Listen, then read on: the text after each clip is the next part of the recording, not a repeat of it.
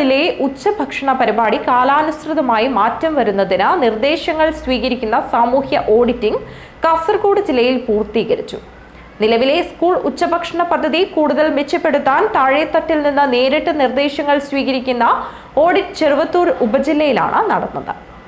സ്കൂളിലെ ഉച്ചഭക്ഷണ പരിപാടി കാലാനുസൃതമായി മാറ്റം വരുത്തുന്നതിന് നിർദ്ദേശങ്ങൾ സ്വീകരിക്കുന്ന സാമൂഹ്യ ഓഡിറ്റിംഗ് കാസർഗോഡ് ജില്ലയിൽ പൂർത്തീകരിച്ചു.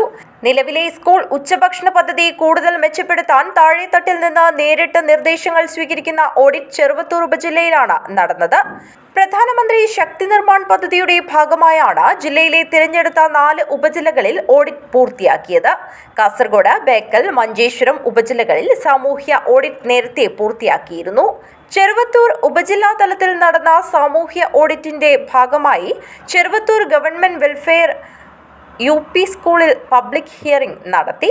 2023-24 വർഷത്തിൽ ചെറുവത്തൂർ ഉപജില്ലാ പരിധിയിലെ മലയോരത്തെയും തീരമേഖലയിലെയും സർക്കാർ സ്കൂളുകൾക്കൊപ്പം എയ്ഡഡ്, സ്പെഷ്യൽ സ്കൂളുകൾ എന്നീ വിഭാഗങ്ങളിലെ 6 സ്കൂളുകളിൽ അഥവാ പൂളുകളിൽ സ്കൂൾ സഭകളിലെ റിപ്പോർട്ടുകൾ അവതരിപ്പിച്ച് ചർച്ച ചെയ്ത് അംഗീകരിച്ചാണ് പബ്ലിക് ഹിയറിംഗ് അവതരിപ്പിച്ചത്.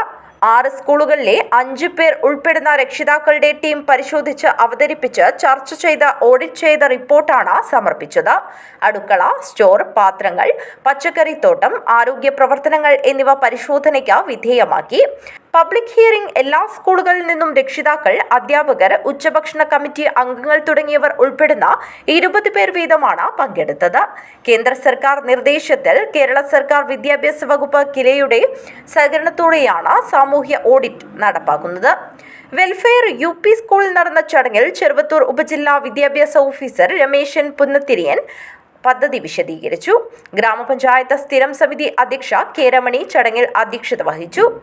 പഞ്ചായത്ത് അംഗം Mahesh Vengatt, taluk supply officer A Madhavan Potti, Kila ഫെസിലിറ്റർമാരായ C Rajarama, PK Mukundan, noon meal officer K Ushadevi, school പ്രധാനാധ്യാപിക PM സിന്ധു എന്നിവർ സംസാരിച്ചു. ഉർമീസ് തൃക്കരിപ്പൂർ, ന്യൂസ് ബ്യൂറോ, തൃക്കരിപ്പൂർ.